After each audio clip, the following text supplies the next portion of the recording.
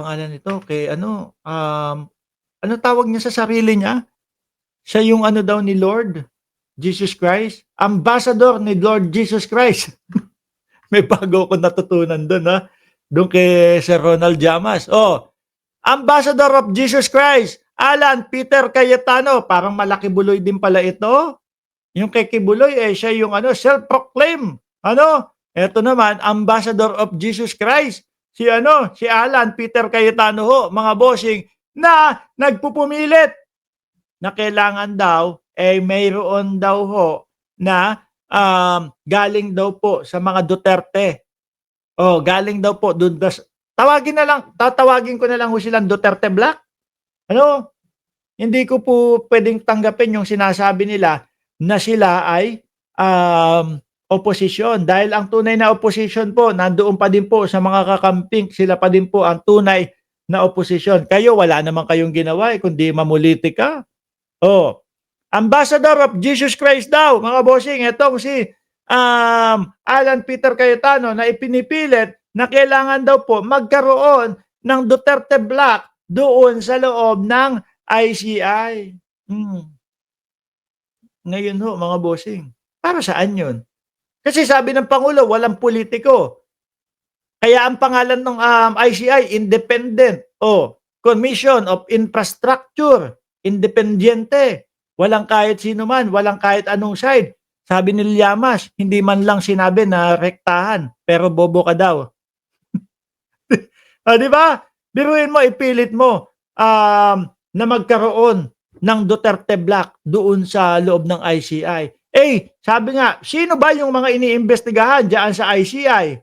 Di ba puro yon yung mga kasamahan niya doon sa Duterte Black? Di ba Addictus Rex? Uy, Addictus Rex ha, paalala mo kay Atty. Claire. Hindi ko kasi siya friend sa Facebook eh. Paalala mo ha, sabi niya, pagkatapos ng undas ha. Ngayon mga kababayan, may sinasabi dito si Ambassador of Jesus Christ. Walang iya ka, Alan Peter Cayetano. Natatawa ako kada binabanggit ko yun. Bangon Pilipinas, Pilipinas bangon, shoutout sa iyo. Filipinos who travel are being mocked. Oy, wala naman. No, dito wala naman. No, may makasalubong kami, walang paki yung tao dito sa Pilipinas eh. No, Filipinos who travel are being mocked and people are saying we're corrupt. Uy, walang ganoon. Alam natin ang napakataas na korupsyon sa Pilipinas.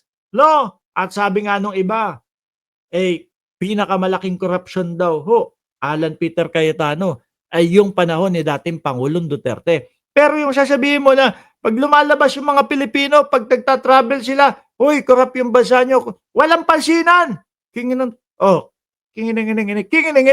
alam nyo yung mga Indian yung gumagano. Yun yung sasabihin ko. Hindi ako magmumura, ha? Wala naman, madami naman akong nakakasalubong. Kanina tumakbo ko sa labas. Alas 5 ng madaling araw. May mga nakasalubong ako. Wala naman nagsabi. Di ba, Virgie Badiola? Filipinos who travel are being mocked and people are saying, we're corrupt. Kayo. Baka kayo, mga corrupt kayo. If you count everyone involved, maybe it's not even 10,000 people. But because of the way this is being handled, all 110 million Filipinos are being judged. Sabi daw ni Alan Peter Cayetano. Boss, Boss Alan. Ay, hindi, wag na natin tawagin si Boss Alan ng ganyan. Baka mas gusto niya na ambassador. Ambassador Alan Peter Cayetano ni Jesus Christ. Ano pa ba ginagawa ng ating Pangulo? Talagang ganyan ang mangyayari. No? Kung sakali man, sige, totoo yung sinasabi mo, nakalat sa buong mundo ang korupsyon. Sino ba ang nagpalabas niyan? Ang Pangulo. Kasi mahirap naman po, mga boss chipamo, sir, na hilutin, na linisin, na hilumin, pagalingin ang ating bansa nang nakatago. Yung parang desisyon kay Joel Villanueva. Hindi ho. Lalabas at lalabas yan dahil gustong ipahuli, gustong makita ni Pangulong Bongbong Marcos ang lahat ng katotohanan. Ganon talaga mangyayari dyan. Ambassador of Jesus Christ. Di po ba? Puro panggugulo na lang itong mga DDS. Sabi ni Jonald Cruz, 10K people. Oh, mahilig ay si Alan Peter Cayetano, napakahilig talaga sa numerong 10K ano? Oh, sabi ni Jonald Cruz, 10K people, walang ganon. Ang alam ko, merong 10K kada pamilya. Si Boy 10K, oo. Alam niyo po, mga boss chief amo sir, kaya pati kapatid nito kinokontra siya eh.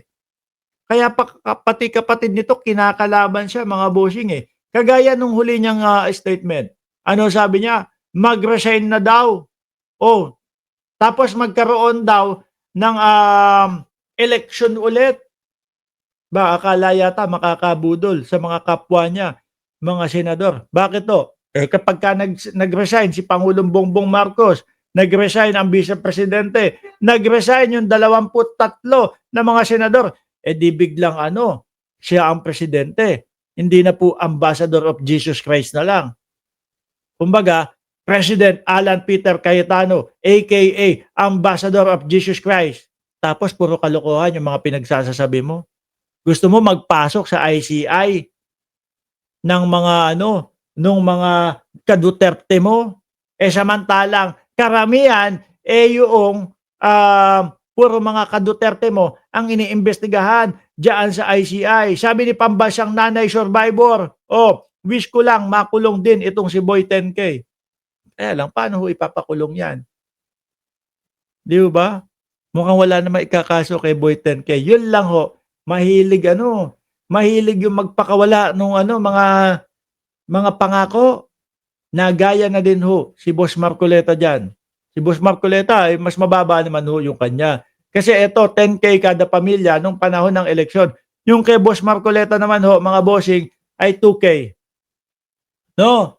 2K naman ho mga bossing yung libre na kuryente kada pamilya ho. Kapag ka 2K pababa, libre na yan. Oh, hindi niya na yata tinuloy yun. Kasi hindi ko na ho naririnig at hindi ko na ho nababalitaan eh. No? Sabi ni Rodrigo Duterte, pambasador, tapos demonyo ang binibida. Demonyo ba si Duterte? Hindi, natanong ko lang ho. Pandemic ang 10K mark. Oh, di ba? Hindi, pero yung kay Marcoleta ang ibig ko sabihin, panahon ng eleksyon. Si Duterte ba ano? Demonyo? Kasi yan yung laging inaano, di ba? Rodrigo Duterte, oh, yan yung laging ibinibida ni Alan Peter Cayetano eh. Kaya natanong ko lang ho, mga bossing. Ay, deep inside nanggagalaiti din to si Peter Cayetano, mga bossing, doon sa pagbabalik ko ni Senador Ping Lacson. Oo. Kasi bakit? Eh ang gustong-gusto niya na maging ang humawak ng Blue Ribbon Committee is si Meral Coleta eh. Si Marcoleta. Sorry. Naano ko lang yung Meral Coleta. Kumbaga dumuktong lang ko. Meralco kasi yun yung pangako niya na bababa ng 2,000 tapos Marcoleta. Magkadugtong lang po kasi. Sabi ni Dr. Pintura, sabi ni Marcoleta, pinangakuan na nga. Kaya gusto nyo pang tuparin. Grabe naman yun ha. Grabe yun. Pinangakuan na nga kayo. Gusto nyo tuparin pa. Gusto nyo mangyari pa. Oh. Kumbaga parang sa ano yun, oh, sa binigyan ka na nga ng engagement ring. Gusto mo pa, pakasalan ka pa. Di ba? Nako po. Sa susunod ho, na botohan, eleksyon, mga boss chief amo, sir. Scrimble, Meral Coleta, natawa ka. Sa susunod ho, mga boss chief amo, sir, na botohan, eleksyon, pumili na po tayo.